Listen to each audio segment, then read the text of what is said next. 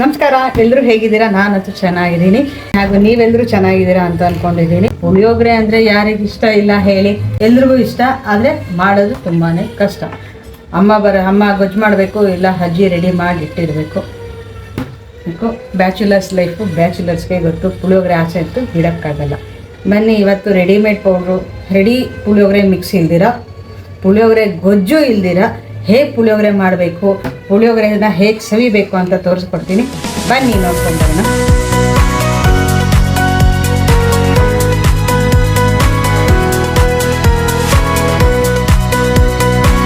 ಬನ್ನಿ, ನನ್ನ ಶ್ರೀಕಲ್ಪ ಸಾಂಬಾರ್ ಪೌಡರ್ ಉಪಯೋಗಿಸ್ಕೊಂಡು ಗೊಜ್ಜಿಲ್ದಿರ ಹೇಗೆ ಪುಳಿಯೋಗರೆ ಮಾಡೋದು ಅಂತ ತೋರಿಸ್ಕೊಡ್ತೀನಿ. ಇದಕ್ಕೆ ಮೇಯ್ನ್ ಬೇಕಾಗಿರೋದು ನನ್ನ ಶ್ರೀಕಲ್ಪ ಸಾಂಬಾರ್ ಪೌಡರು. ಹಾಗೆ ಮಾಮೂಲಿ ನಾವು ಪುಳಿಯೋಗರೆಗೆ ನೀವೆಲ್ಲ ಹೇಗೆಲ್ಲ ಏನೇನು ಬಳಸ್ತೀರೋ ಹಾಗಾಗಿ ಹುಣಸೆ ಹಣ್ಣನ್ನು ಒಂದು ರುಚಿಗೆ ತಕ್ಕಷ್ಟು ನೀವು ಮನೆಗೆ ಬೇಕಾಗೋ ಅಷ್ಟಕ್ಕೆ ಹುಣಸೆ ಹುಳಿ ತೊಗೊಂಡಿದ್ದೀನಿ. ಸಕ್ಕರೆ, ಕಡಲೆಬೇಳೆ, ಉದ್ದಿನಬೇಳೆ, ಕಡಲೆಬೀಜ, ಬ್ಯಾಡಗಿ ಮೆಣಸಿನ್ಕಾಯಿ ತೊಗೊಂಡಿದ್ದೀನಿ ಒಗ್ಗರಣೆಗೆ, ಕರಿಬೇವು, ಈರುಳ್ಳಿ ಆಪ್ಷನಲ್ಲು ನಾನು ಹಾಕ್ತಾಯಿದ್ದೀನಿ. ನೀವು ಬೇಕಾದ್ರೆ ಹಾಕ್ಕೋಬೋದು, ಇಲ್ಲ ಹಾಗೆ ಮಾಡಿಕೊಂಡ್ರು ಚೆನ್ನಾಗಿರುತ್ತೆ.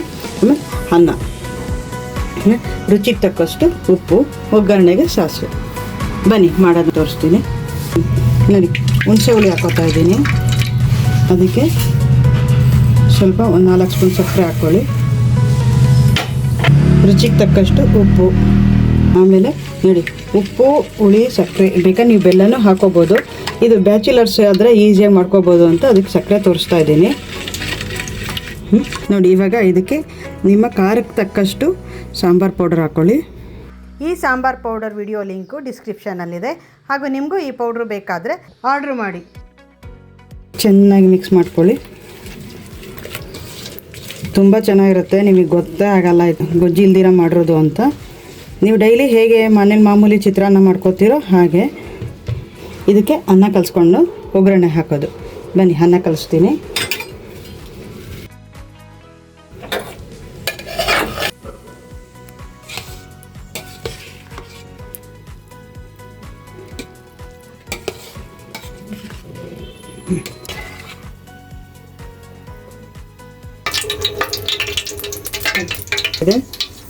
ಸಾಸಿವೆ,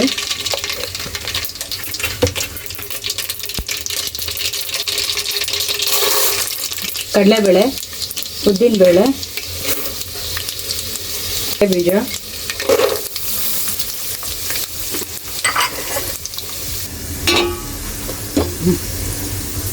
ಒಣಮೆಣಸಿನ್ಕಾಯಿ,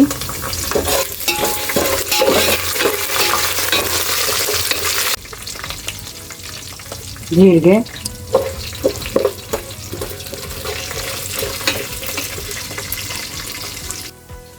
ಕರಿಬೇವು,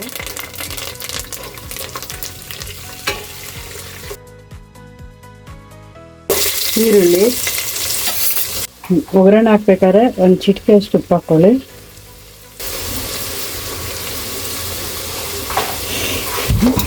ಈರುಳ್ಳಿ ಬೇಗ ಬೇಯುತ್ತೆ.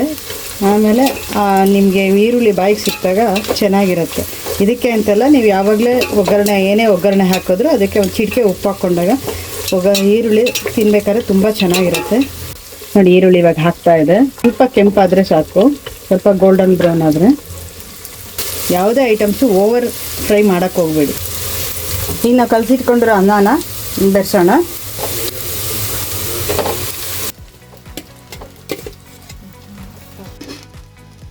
ನೋಡಿ, ಇವಾಗ ಪುಳಿಯೋಗರೆ ರೆಡಿ ಆಯಿತು. ನೋಡಿ, ಇವಾಗ ನಮ್ಮ ಪುಳಿಯೋಗರೆ ರೆಡಿ ಇದೆ, ರೆಡಿ ಟು ಸರ್ವ್.